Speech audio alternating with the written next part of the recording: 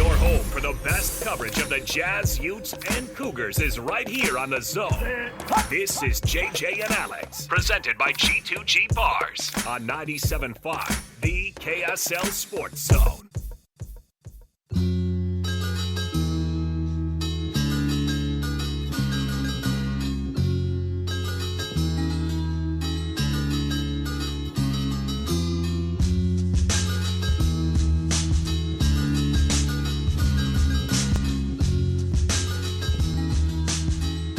Have you ever won a bracket, JJ? Once. I'm surprised it's even at all. 2005. I remember it vividly. I picked North Carolina to win the NCAA title. I was just wondering because I won it as well, like in 03 or 04. It was when I was in college at some point. And, of course, the irony of our job is that when we're as plugged into the sports world as we are, we overthink it, we overguess it, and our brackets look like garbage by the end of the first weekend, usually. And then my wife wins the family bracket. So congrats, honey. A pre-congratulations to my wife who guesses based off of colors and or mascots. So when the bracket mayhem comes out with KSLSports.com, which you can go sign up for right now, and then by the time the brackets come out on Sunday, you can be a part of those contests that we have. We are ineligible to win. My wife is even ineligible to win, which is really good for the rest of you. All right. Actually, you know what? The analytics tell you to pick the bracket by color. I know. Just like it's not enough to even just go chalk either. We don't like analytics when you're in the bottom of the league, we like it when we're in the top of the league. Give me the analytics. All right. So you can go on to KSLSports.com. You can sign up for the bracket mayhem right there. Our show is brought to you by G2G Bars. All natural ingredients and no preservatives make the G2G Bar the perfect protein bar. We will jump in right here with our top of the hour guest. He is Stevenson Sylvester, our weekly conversation with SLY. Let's jump in with The Cut right here. It's time for the biggest story of the day. This is what made the cut with JJ and Alex on 97.5, the KSL Sports Zone. Hey, Sly, you're the biggest story of the day, man. That should feel pretty good, right, on a Friday? Hey, man, you saved the end of the day for me. I feel special. No home shows, no other sprinkler guys or come on, the biggest stories. That was a sick burn there. Listen, one of the weirdest moments in the world was Jeremy, our producer, going, "Hey, we got to take that BYU player right now." So you have to tell Stevenson. We got to take this. We got to take this BYU player. It's fine. You're a good team player like that. It's all good. Well, let's talk about the week one of Utah spring football. It wraps up there. It's nice to know who your quarterback is going to be. To not have to worry about that. There's something to be said to not just have a guy who's going to be your starting quarterback, but a returning solid leader on this team. Yeah, I mean, for one thing, there's absolutely no question about that position. And so that is some confidence, heading into any situation, whether that's the off season or training camp or the season, knowing that you don't have to worry about, do we have to rely on our second string or is there somebody who's close neck and neck? No. There is the alpha guy in Cam Rising who will get it done, who's knocking a little bit of rust off right now, and man, he looks good. He said he came back because there's still some meat on the bone. I think we know what he means. There's a lot to accomplish still here with this team. You played with Ben Roethlisberger in the NFL. Brian Johnson was an alpha in college you played with. You've been on teams with an alpha and without a quarterback. Just how important is it to have Cam Rising or just in general to have an alpha guy like that is the man that can take you places that you couldn't go otherwise? Man, it is crazy. It's such a dramatic difference. Of course, you said I had Ben Roethlisberger, and, we had the number one defense, right, for a number of years where people weren't even getting 100 yards a game on some stuff on us. We were just that dominant. But every game was close when he wasn't there. And, I was realizing that my rookie year, and I'm just like, man, it is so nice when that guy is on the field. He was suspended the first 4 games, and, our first 4 games were, really unnecessarily close. And it's not that he was making, these super long passes or anything like that. He was making the right decisions at the right times in a timely manner, getting the playmakers the football in certain situations, and just understanding game flow. And that's what your number one guy does. He controls the game on that side of the ball. And so it was just such a blessing to have, those type of leaders. And I can imagine our defense is just as excited as any offensive guy to have Cam Rising back. Sly, you said that there wasn't really a question, obviously, at that position, certainly not for that starting quarterback. But we do have a lot of questions at quarterback all the time. Everybody wants to know, if we aren't asking about QB1, well, then let's hear about QB2 and 3 and even 4. Andy Ludwig talked a little bit about all those guys this week. We're all very, very interested in seeing what Isaac Wilson looks like coming out of Corner Canyon, and as a highly, highly touted freshman and a highly touted recruit and a guy who's early enrolled. What do we know about Isaac Wilson so far? Andy Ludwig said he's already looking pretty sharp for a young kid.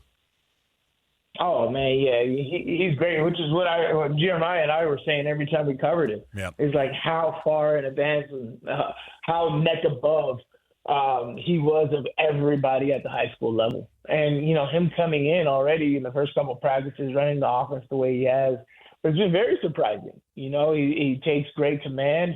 He's got a lot of respect. Of course, there's some uneasiness with his ability to be sure about what's going on there. Who's aligning where, or what am I exactly calling? Do I know exactly what I'm looking at per play? But you can definitely tell, there's a lot of focus when he's on the football field, when he's in the warm-ups and stuff with the offensive coordinator and then analysts, and they're just like, no, you got to do it this way. And this is the first couple practices, so you can only take so much from that. And with the new guy and the young guy, a freshman, it's not about how good they look on the first couple practices, right? A lot of people look good on the first couple practices. But football, man, that's enduring, man. You go day after day, training camp meeting, meeting after meeting, practice after practice, play after play. It gets crazy. It's like in the NFL, right? They always go week 11 is that rookie lull. And because it's a long season. You went from training camp to regular season, or training camp to preseason, regular season, and now you're at this point. And same thing with guys coming from high school. It's can you be able to handle this over time? And I think it'll take a little bit of time. So I think we got to pay attention to the way Zach Wilson looks, the week before the spring game. How has he been able to handle practice after practice for these 4 or 5 weeks, getting ready for off-season training or off-season workouts in the training camp. But he looks sharp, man, and we said that. He throws the ball extremely well with a lot of velocity. You don't really see that from young guys at this age, man. So absolutely love what his talents bring to the table. Sly, you were up on campus yesterday. What are some other things you're hearing about spring football, or some of the conversations that are going on up there? What coaches, maybe even players, are excited about here in spring so far? Man, it's a lot of things. One, these guys are really excited about being out there. There's so much hype going into this next season. Every interview I do, everything I talk about, these guys are talking about the Big 12. They know it's a big task and nothing's promised, and excited for the challenge ahead and how they want to be on top. It's not just us as analysts, kind of expecting, them to be on top of the conference and thinking they feel that way. And so that's huge, right? On your own goals that you're setting, you wanted to make sure that you're achieving and being a part of, man. So it's very good to know that they're talking about those things. They're waiting to expect or waiting to see those things as it comes up, man. So that's a big thing. But the new guys, Kenan Johnson, transfer from Georgia Tech, man, he's bringing a lot of juice to the table. He's quick feet, man. Extremely, extremely quick in and out of cuts. Physical at the line of scrimmage. So that's a Sharif Shaw, Morgan Scally type of guy. Right now he's running number one opposite corner. So love to see that. But for me, what's been standing out, but we haven't seen pads once we get things going. But I love Tayshawn Lyons, man. Wow, he is so quick. The transfer from Washington at receiver. Once he gets his bearings underneath him, man, I think that he'll be a rotational guy in this first string offense, and I'm telling you, defenders, they do not want to line up against this guy. He's so quick. It's so hard for you to bottle him up, because of his ability to set up his route. That's just talent. He just knows that, man. And so really, really excited to see that out of the young guy. But, of course, the QB connection with Cam and Brant is always exciting to see. I love to see them get out on the edges and get Brant the ball quickly, and them building that chemistry back is exciting to watch. SLY, there's a whole lot that goes on, obviously, on and off the field during spring practices, and it is kind of fun to see guys who start to make a name for themselves. And as it progresses, though, and as spring kind of goes on, you said some of these younger guys, it might drag a little bit on them. They got to get used to that stuff. And as much as they've been the top dogs usually at their schools, or they're obviously really, really good athletes. What kind of a toll does it take? Because they're not just getting used to football; it's everything that comes with college life.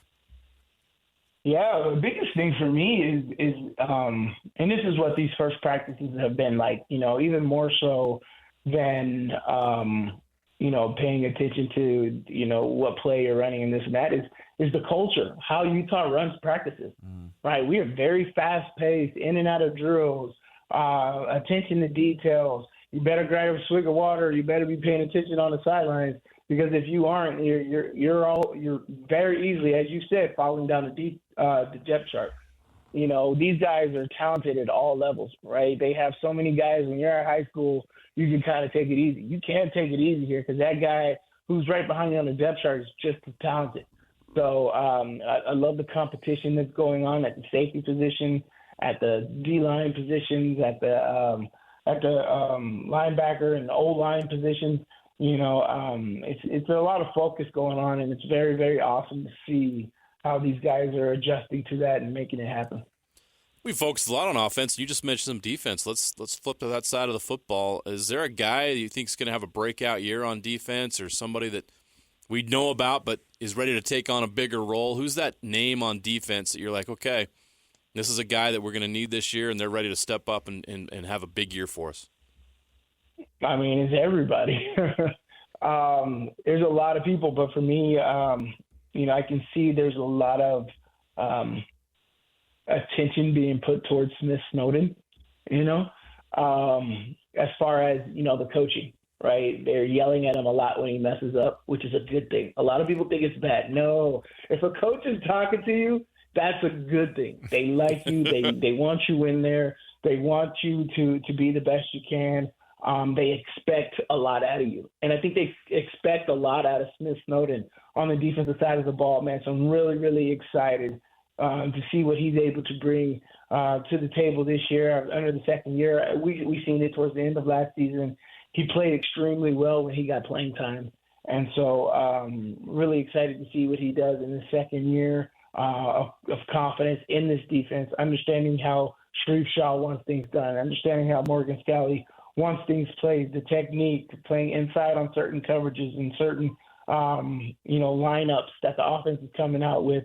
Make sure you're using your head, over communicating. We said that a lot last year, and how when we had lapses in defense, it was because we weren't communicating. They're making sure those things are being had here in spring ball. So I'm really excited for him. Other guy is K.L. Johnson. He's rotated back to that safety position. Him and Nate Ritchie's holding on that first string. Of course, that's not locked down right now, but, they're getting first crack at it. But he just looks so comfortable back there at that post safety and even rotating down into the box, man. We saw how aggressive he was at the line of scrimmage, doing things. The very first game against Florida, right? Remember, JJ, we were breaking down him in that motion play against Ricky Pearsall, and how he cut that screen across and how aggressive he was. And that was his very first game. Like, he did that all year, and he's doing those same things now, man. So very, very excited to know that, we're going to be good, man. Aliki Gilman also, man, he's a unit. He looks extremely stout, man. So he's getting some reps at that safety position as well. So nothing is locked in. There's going to be a lot of positional battles, from the cornerback position, nickel position, safety position, even some D-line, backup linebacker positions, man. It's up for grabs. It's very, very exciting to see the defense clicking. I'm going to go a little bit off script here, Sly, just because, obviously today Aaron Donald retired after 10 seasons, 111 sacks in 10 years. Not bad. 111 sacks in 10 seasons. As a defensive tackle. As a DT. Explain that and how big of an influence that guy has been on that position, who we've always looked at as kind of just, hey, just muck up the middle there and make everybody else, kind of make their jobs easier for getting sacks and things like that. A guy like Aaron Donald retiring, an obvious first ballot Hall of Fame guy, what kind of an impact did he have on the game? Oh, man. I think he's a generationally changing player, right? I think so much emphasis has been put on the D-tackle position because of him. Of course, the D-tackle has always been an essential part of your defense, but, his impact, has just been so great that now we're paying attention to guys like Chris Jones.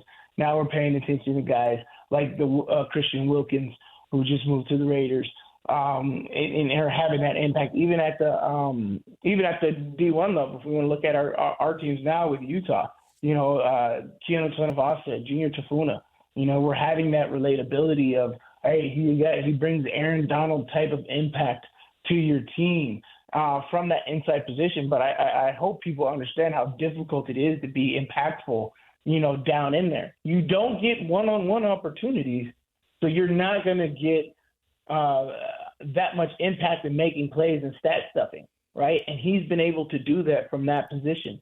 Right, you're getting double teamed 60 out of the 65 plays of a football game, and so him being able to get on edges, understand leverage, and make change and allow the defense to be that much more versatile from the inside of the D line position. You're not like a DN. Like if you're having an impact from the D tackle position, very easy. Double team you, and then the DN gets one-on-one on the outside, right, and then they get the impact. That's how it was. With me and the Steelers, we had, Brett Kiesel and Aaron Smith and Casey Hampton. Everybody was so focused on not letting Casey Hampton get pushed back or Brett Kiesel get penetration that Lamar Woodley and James Harrison on the outside would have one-on-ones and they would just make that happen. But, now it's just like you can't double team him because he'll split your double team and then throw one guy on the ground and then still bull rush and get to your quarterback. But what Aaron Donald brought to the game, as you said, in 10th season, he won the Super Bowl 2 or 3 years ago and was going to retire then and was the first ballot Hall of Famer then. He's an amazing guy. I hope he's doing all right health-wise. And, he's somebody who's going to be missed on Sundays watching. And I think a lot of offensive coordinators and offensive linemen are like, heck yeah. He's done. I'm so happy because he struck fear into a lot of people for sure. One of the all-time greats. There's no question about that. Last one for you, Sly.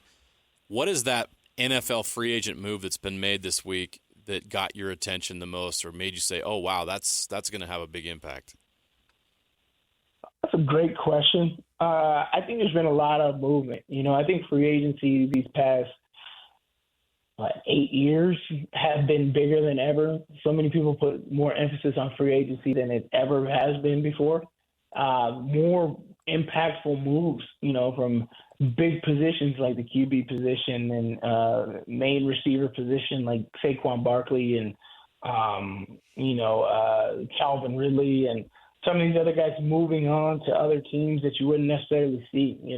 This Kirk Cousins moving on when he had a great situation in Minnesota.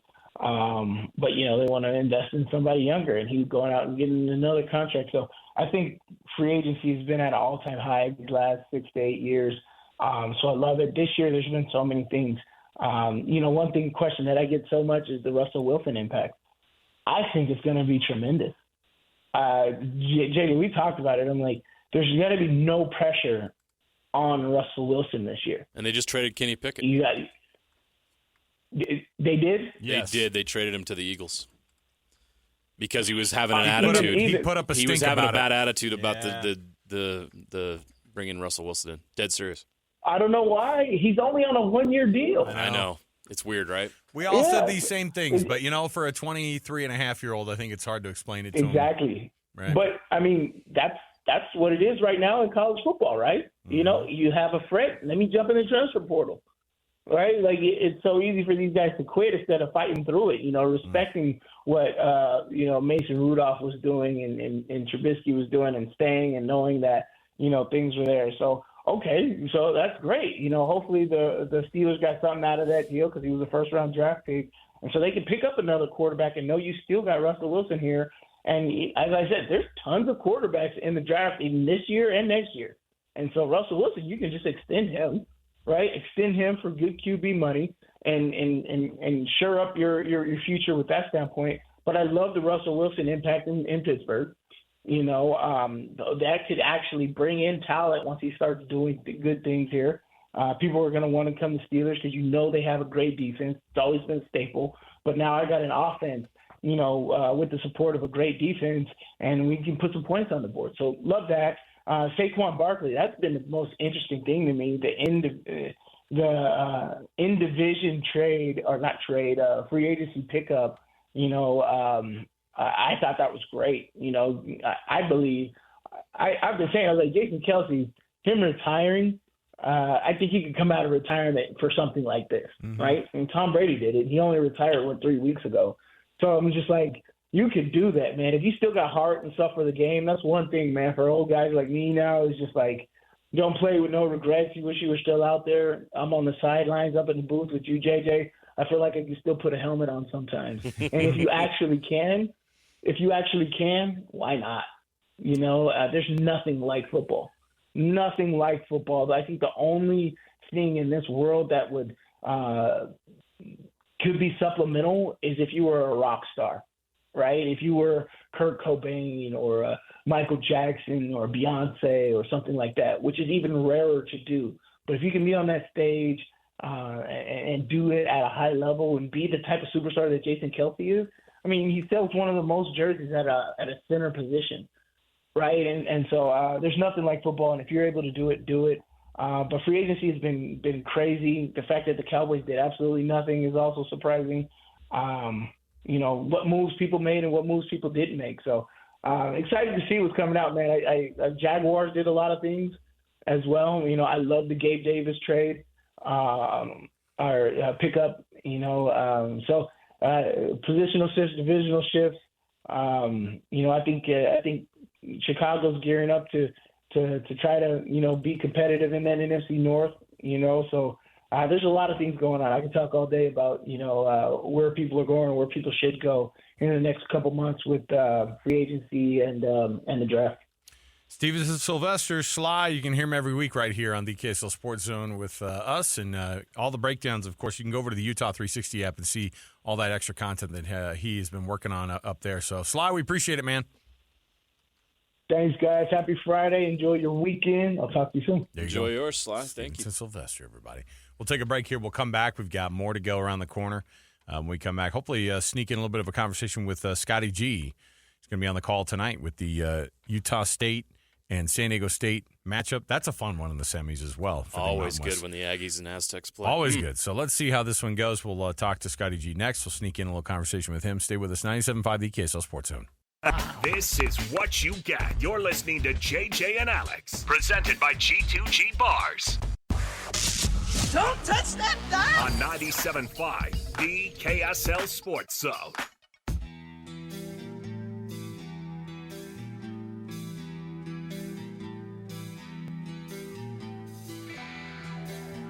Welcome back. It is 97.5 the KSL Sports Zone. Alex Curie, Jeremiah Jensen. Together we are JJ and Alex. Happy Friday to you. Yes, one team left in the state of Utah playing in their conference tournaments, and that is the Utah State Aggies. Firing up tonight against the Czechs Notes. Do they have a history with this team, JJ? The San Diego State Aztecs. They've met a few times in sporting events over the years. It's a fun one. That's as good as it gets, too. Maybe the final's the only one you want to ask for with these two teams facing off, but a semifinal matchup between these two teams is always a lot of fun. Scott Gerard, he's got the call, of course, tonight with the Utah State Aggies and the San Diego State Aztecs in the semifinals of the Mountain West. This is as good as it gets, right, Scotty G? 5 times in the last 6 years, these two teams have played in the Mountain West Conference tournament. The first time it has not been for a conference championship. Wow. And they split the first 4. Utah State won the first 2. San Diego State has won the last 2. And so here we go. A chance to go to the championship game on the line here as I'm sitting courtside in a very quiet Thomas and Mack Center right now. But I anticipate this place is going to be rocking here in about an hour and a half, because Utah State fans made the trip down. San Diego State fans always make the trip. Sure. And so this place is going to be hopping for sure. Is San Diego State the best 5 seed in Mountain West Conference tournament history? Oh, yeah. Well, the funny thing is, if they win this tournament, they may be a 4 seed. They may end up with a better seed in the NCAA tournament than they got in the Mountain West Conference tournament. That's just crazy. And that's the thing. San Diego State is just, I mean, you guys have seen them play, and I know a lot of people got their first glimpse of them in their run in the NCAA tournament last year, but they are just a meat grinder defensively. Yeah. They are just in your for the up and down the court. They don't give you any space whatsoever. They're so opportunistic with turnovers. And their belief is that, I got a little background music now going. Now it feels right. Jam. Give me some shoe squeaking. Give me some shoe squeaking, and then we feel like it's right. I know, right? And now they cut it off, man. I thought we had a good vibe going there. It's for just a an second. area. They're just testing. Okay, now it's back. All right, now we're going to pump up the jam. But the interesting thing too is that they're not as good offensively as they were last year. Although Jaden Ledee is as fantastic of a player as you'll see in the Mountain West Conference, or frankly in the country, I firmly believe he's going to have a long career in the NBA. He's so versatile in what he can do around the rim. Just an incredibly special player. So, but they're not quite the level they were last year, but they still will just punch you in the face. And their belief is that they're not going to call a foul on every possession. So we're just going to foul you on every possession. And if they call it tight, then it might be a close game. But if the officials let it go, which more often than not they do in conference tournament games, then Utah State's going to have to handle a level of physicality that you just don't see very often. I always love that when they show the keys to the game. Yesterday it was, how can UNLV get this win over San Diego State? You got to shut down Jaden Ledee. And you're like, okay, good, nice. Good luck. That's a great key. Yes, you do want to shut down one of their best offensive players in recent history. But yes, interesting one tonight, though. And the history between these two teams, there's obviously not a lot of love lost. And so having a night like this and having this, we were having this discussion earlier, and it was like, well, I get it. The big tournament, the one that you know that you're going to be in, and sometimes that's not the case where you go, well, I don't know, you got a bunch of work to do. A semifinal trip in a Mountain West Conference tournament was usually not necessarily enough in the past. And so now you know what this team's going to be doing next week. And so is there a balance between, but you don't want to totally just go out there and get your team totally wasted energy-wise because you have you got a bunch of games to play over the next couple of weeks possibly. Well, that certainly is the hope. But Danny Sprinkle's not of that ilk, man. No. And he has said that over and over, because I kind of I wasn't quite as blatant, as blunt as you were, but I would kind of initiated that conversation like, hey, how do you walk that line? He's like, I want to win a conference tournament. I'm greedy. It wasn't enough for them after they got the win against San Jose State last week to say, oh, we're going to share the Mountain West Conference title. They're like, no, we want to win it outright. And then after they won the outright, they're like, hey, you know what? We want to win a conference tournament. And look, they're underdogs. As I was walking out perusing the lines out of the hotel on my way to the arena, just a quick glance. Utah State was a 5-point dog going into this game, and I get it. Like I get it. The San Diego State history, the questions about Mason Falslev, whether he'll go in this game tonight, those are all very real concerns, and I think that's why Utah State's an underdog in this game. But don't tell Danny Sprinkle to shut down this team and get ready for the tournament, because he will punch you in the face real quick. I believe that. Last one for you, Scotty. I'm sure that losing tonight's not going to hurt the Aggies as far as the NCAA tournament goes, but winning tonight and winning a Mountain West Conference tournament could help them. How much do you think it could help them?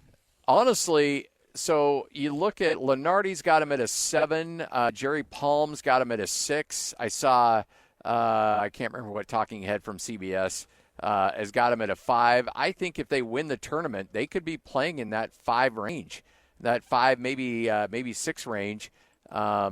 Actually, I think if they win the tournament, I think they're safely a 5. If they lose, I think they could lose tonight, and let's say San Diego State runs them out of the building, I think they could fall to a 7, maybe even an 8.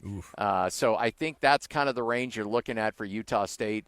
But either way, it's kind of nice, as you guys mentioned, to know, because the last 2 years, well, frankly, even the last 3 years, Utah State was in the Mountain West Conference tournament and ended up getting that at-large bid. They were fighting for their lives. When Sam hit that shot to beat San Diego State, and I know they didn't get in because, I know there wasn't a tournament there, but, they were listed as kind of that last 4 in, next 4 out kind of situation.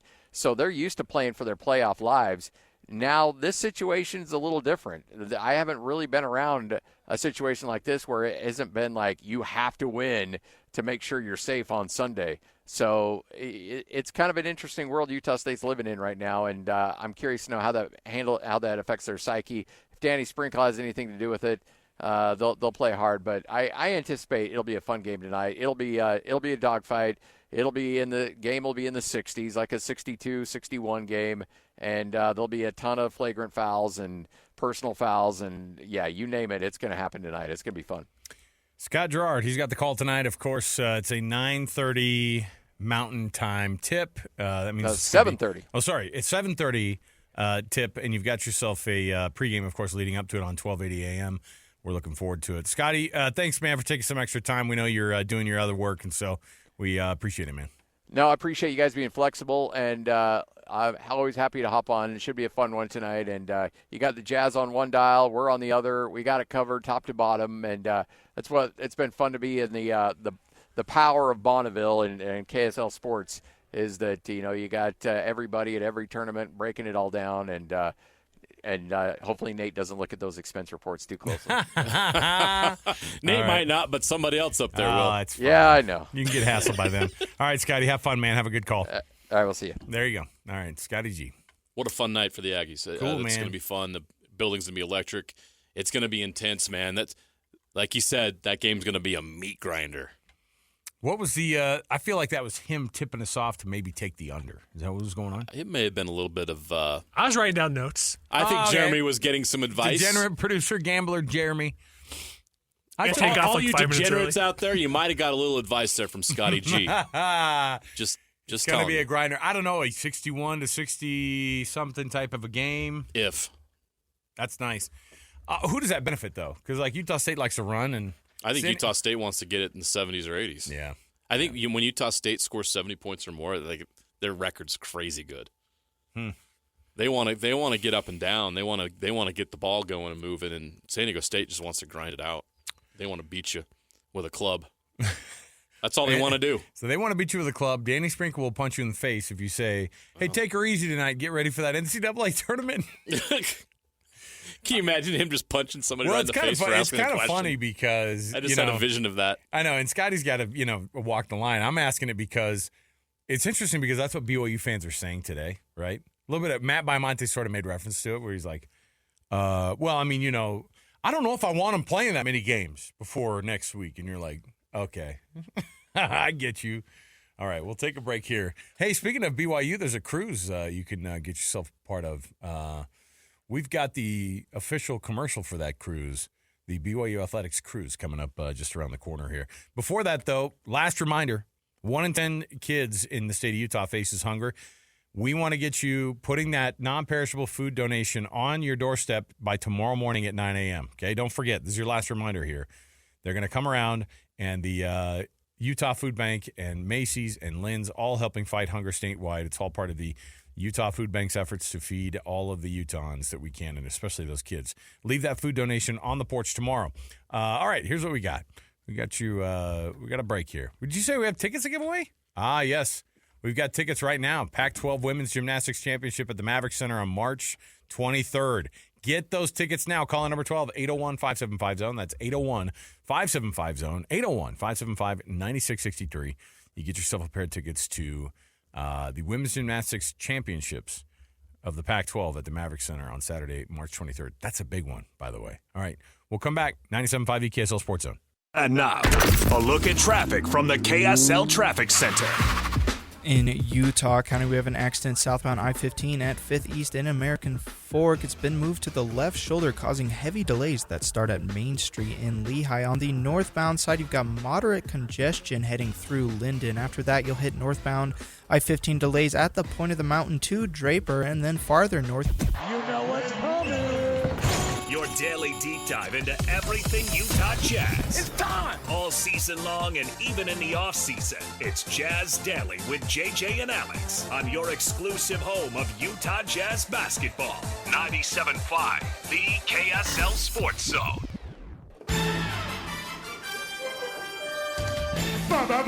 Basketball, gimme the ball because I'm gonna dunk it.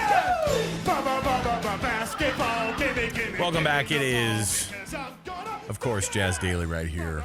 The KSL Sports Zone. Alex Curie, Jeremiah Jensen. We got a little bit of stuff going on here. Still getting you ready for this Jazz basketball game coming up. It's a big night, even though, the Jazz, obviously, we know the current situation, but it's a little bit of a reunion tonight. Yes, it is. Quinn Snyder coming back into town. For an incredible selection of Kia, Subaru, Chevy, Jeep, Dodge, or Ram, visit Doug Smith dealerships in American Fork and Spanish Fork. Great service starts with great know-how, and nobody knows like Doug. Hey, Doug. All right, Jazz versus Hawks tonight. What do we have, JJ? When you have a game like this, the conversation obviously gets a little bit weird because we're talking about a team that's not that interested in winning right now, which is not really something that Utah is used to saying.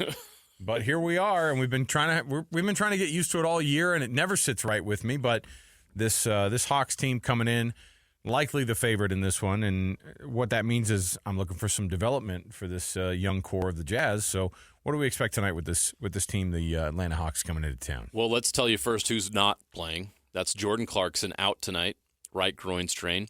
Chris Dunn's out, taking a nap. It says rest right here, so I'm going to assume he's napping. It's a nap. And then Lauri Markkanen's out still with that right quadriceps contusion that is taking a long time to heal. It's contused. And come on. Questionable is Taylor Hendricks. So hopefully we get to see Taylor Hendricks return tonight. That'd be fun. If you're a Jazz fan, you're just watching these rookies. You're watching the team compete. And you're also probably keeping an eye on the fact that Quinn Snyder's going to be back tonight. It's just going to be kind of fun to see Quinn Snyder back here coaching the team, the Atlanta Hawks. And I think that there's a little bit of reminiscing that could take place tonight. That's kind of complicated, though. How do you – I mean, obviously, we know what Quinn Snyder did. He had a great run here, but how do you look back on that era of Jazz basketball? It was it was pretty successful. Yeah. Quinn Snyder came in, and when he came in, what was he? First-time head coach. At the NBA level. At the NBA level. And a what? Things we love to hear. Popovich disciple, right? Yeah. A guy who had success in the G League, kind of worked his way up. We knew what his past was and I will tell you, too, as a guy who grew up in the Pacific Northwest, Mercer Island High School, where he came out of, he's a legend. Yeah. He is a legend. He went from Mercer Island High School to Duke, man. Mm-hmm. He played for Coach K. He was a McDonald's All-American. He was a McDonald's All-American. He was as good of a player as you ever see. And I will say, the state of Washington, their state tournaments are awesome because they're in the Tacoma Dome. They have floors spread over the entire floor of that thing. It's a fun tournament to watch because they have all classifications playing basically in the same building. Wow. It's really cool.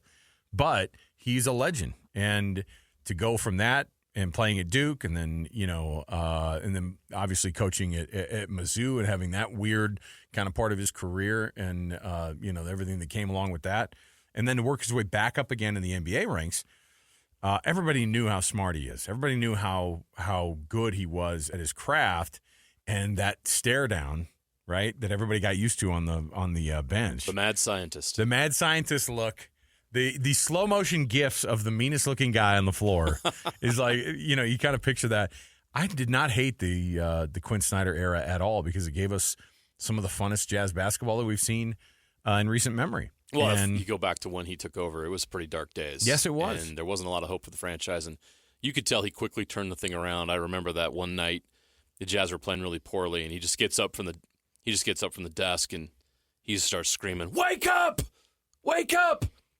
And they did. Yeah. And they went back and they won that game, or they, at least they battled back. I can't remember if they won that game or not. Anyway, from that moment on, you're like, okay, this is different. We got a coach here that is really, really invested and really understands the game of basketball and understands how to coach, and it did work out really well. It didn't end the way I think anybody wanted, but things can't last forever. And I think that you look back on the legacy of Quinn Snyder and that time in Jazz history, great teams, great memories. Obviously, they didn't have the playoff success that everybody had hoped, and it didn't last that long. And as far as relative to basketball years, and in this franchise, it's been around for 50 years. So I look back on it, and it was fun, and it was good to have those memories. And now Quinn Snyder's in a different place. The Jazz are in a different place. We'll see what the future holds for both. I'm glad you didn't say a better place, because that sounds weird. I didn't want you to kill off Quinn Snyder.